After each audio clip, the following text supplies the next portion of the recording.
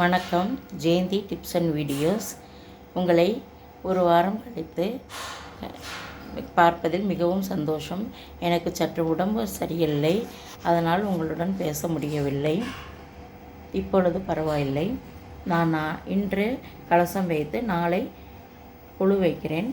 அனைவரும் குழுவிற்கு வந்து அம்பாளின் அனுகிரகம் பெற்று தாம்பூலம் பெற்று கொள்ளுமாறு வேண்டுகிறேன். வணக்கம். இந்த கொலுவில் 3 நாட்களும் வீரத்தையும் தைரியத்தையும் வேண்டி பராசக்தியிடம் வேண்டுவது முதல் 3 நாட்கள். அடுத்த 3 நாட்கள் செல்வத்தை வேண்டி மகாலட்சுமியிடம் வேண்டுவது. இறுதி 3 நாட்கள் கல்வி, அறிவு, சகல கலைகளின் ஞானத்தையும் போற்றி வேண்டி சரஸ்வதி தேவியிடம் வேண்டுவது.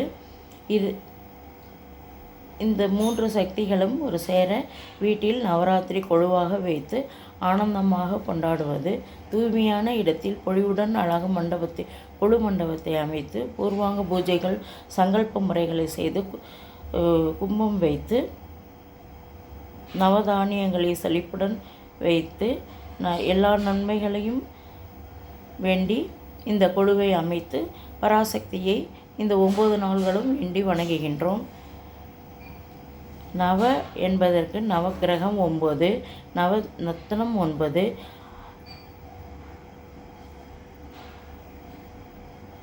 ஜோசியத்தில் நவாம்சம் 9, சக்தி உபாசனை ஸ்ரீசக்கரத்திற்கு நவாவரண பூஜை 1 உண்டு.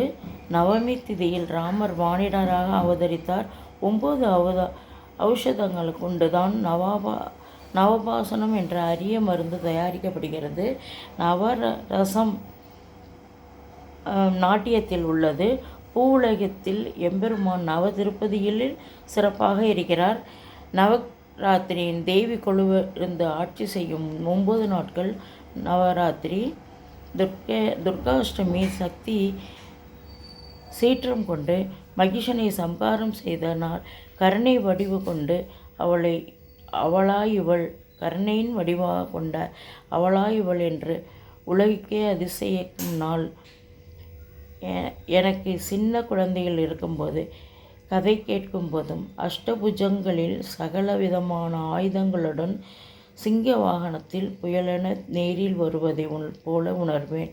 மேலும் சாந்த அம்மனை விட துர்க்கை, காளி, சண்டி, அபராஜிதா தேவி போன்ற உக்கிரமான தேவிகளை நான் மிகவும் விரும்பி வணங்குவேன். சக்திகள் இந்த உலகத்திற்கே அவள்தான் ஆதாரம். அந்த சிவனும் இயக்குவதே இந்த சக்தியால் தானே. துர்க்கை, லக்ஷ்மி, சரஸ்வதி என்று நாம் ஆதார சக்திகளை பிரித்து அவர்களுக்கு உருவம் கொடுத்து வணங்குகிறோம். ஆனால் இந்த 3 சக்திகளும் நம்முடனே உள்ளன. துர்க்கை இச்சா சக்தி, மன உறுதி. லக்ஷ்மி கிரியா சக்தி, மனம் லயித்து செயல்படுவது. சரஸ்வதி ஞான சக்தி, தெளிவு, அறிவு.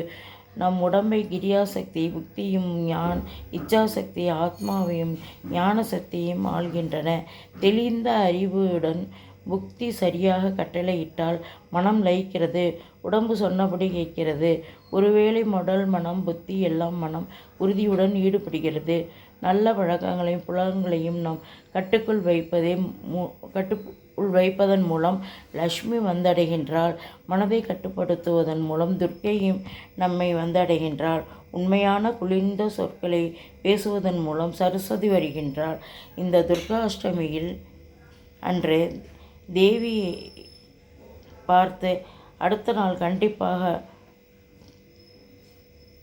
பார்க்க வேண்டும் என்ற நம்பிக்கை உண்டு. ஏனெனில் துர்க்கை உக்கிரமாகவும் தீ பறக்கும் கண்களுடன் இனி உனக்கு மன்னிப்பில்லை, தைரியம் இருந்தால் வாடா என்னுடன் என்ற அசுரனை அரைக்கோவல் விட்டு கூப்பிட்டு சம்காரம் முடித்து குருதி அபிஷேகம் உடன் கோபம் தணியாமல் நின்ற கோலம் இது.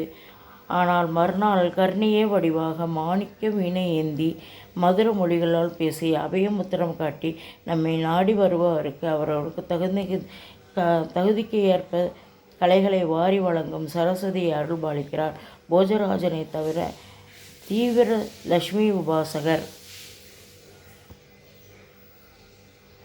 எனவே அவரது மெய்யான பக்தியை கட்டுப்பட்ட அஷ்டலட்சுமிகளும் அவனது தேசத்தில் வாசம் செய்தார்கள். ஒரு நாள் மகாலட்சுமி அவன் முன் தோன்றி, போஜராஜனே, உன் நாட்டில் பல காலம் நாங்கள் தங்கிவிட்டோம்.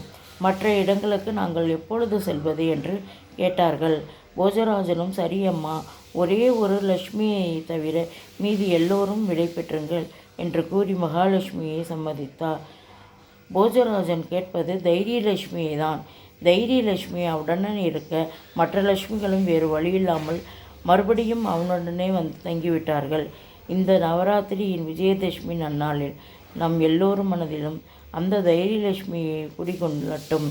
மற்ற எல்லா லட்சுமிகளும் தன்னால் நம்முடனே இருந்து சிறப்புடன் நம்மளை வாழ வைப்பார்கள்.